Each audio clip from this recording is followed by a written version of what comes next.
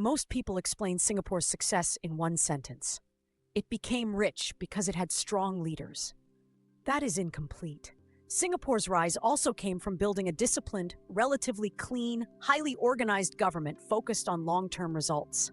In simple words, the Singapore case asks, how can a small country build a government that citizens and businesses can rely on? When Singapore became independent in 1965, it faced unemployment, housing shortages, weak infrastructure, social tensions, and limited natural resources. It could not depend on oil, minerals, or large amounts of land. Its most important resource was its people. That meant the government had to create stability, attract investment, improve education, build infrastructure, and control corruption. There was little room for administrative failure. Imagine running a business with limited money and no backup plan.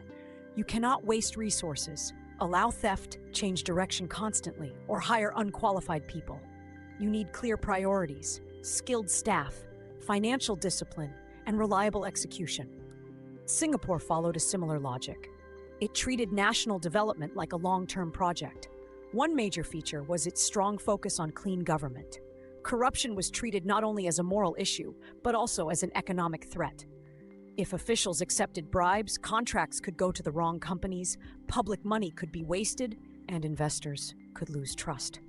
Singapore strengthened anti-corruption institutions and supported them with strict enforcement. But laws alone do not eliminate corruption. Many countries have strong laws on paper. The real issue is whether investigations are independent, senior officials are held accountable, and punishment is real. Singapore's approach became credible because enforcement was taken seriously. Another major factor was civil service quality.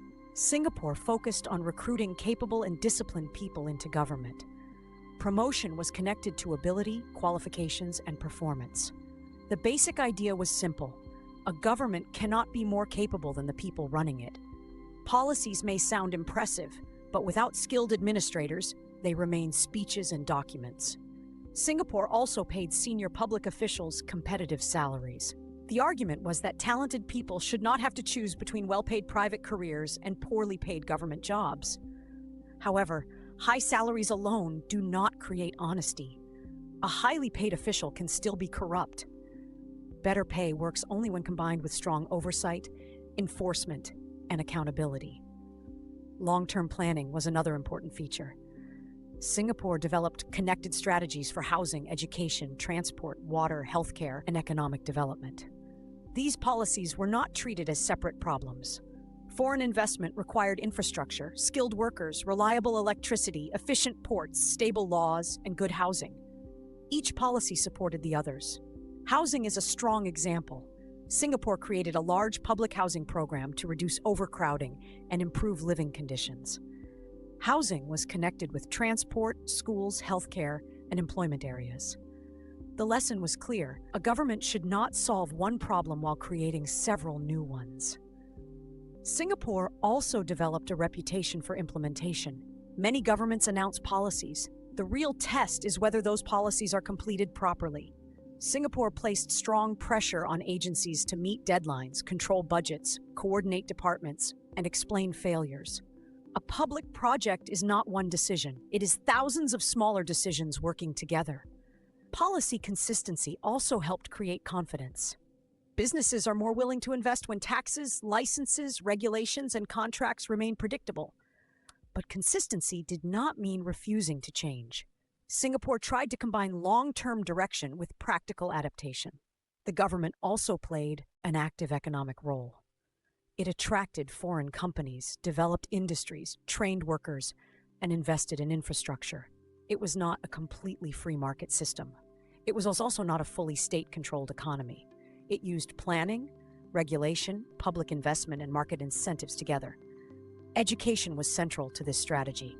Without natural resources, Singapore needed a skilled workforce.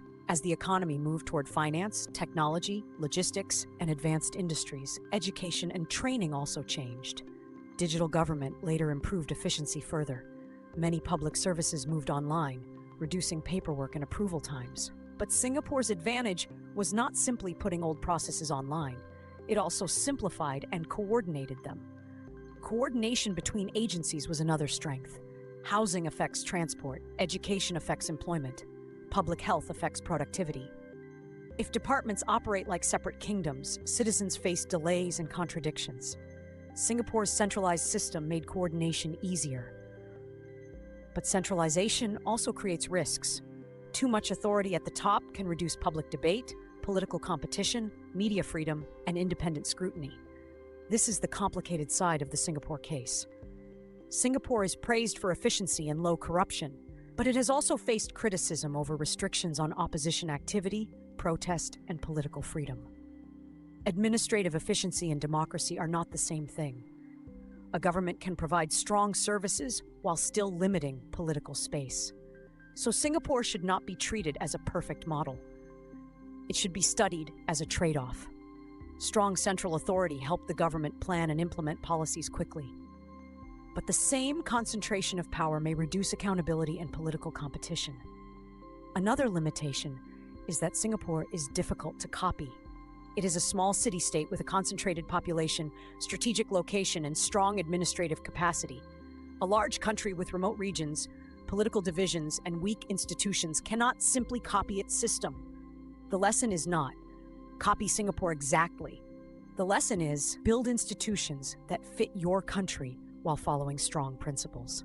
These principles include merit-based recruitment, serious anti-corruption enforcement, long-term planning, coordination, policy consistency, strong implementation, and investment in human capital. Singapore also shows that clean government is built through systems, not speeches. Conflicts of interest must be declared. Procurement must be monitored. Public money must be tracked. Promotions must reward performance rather than loyalty. Senior officials must follow the same rules as everyone else. Citizens experience government through everyday services. Can they register a business quickly? Can they receive a license without paying a bribe? Does public transport work? Are official procedures predictable? Clean government is not only about avoiding major scandals, it is also about reducing the small daily failures that make ordinary life difficult. Public trust is therefore critical. When citizens believe institutions are competent and fair, they are more likely to follow rules and cooperate. But trust can collapse if people believe government favors elites or refuses accountability. Efficiency must be combined with fairness. A fast decision is not automatically a fair one. A successful economy can still face inequality, high living costs, housing pressure, and social stress. And here is the brutal truth. Many governments admire Singapore's success but ignore the difficult reforms behind it. They want modern infrastructure without strict project management. They want low corruption without punishing powerful officials. They want skilled civil servants without merit-based recruitment. They want digital government without simplifying bureaucracy.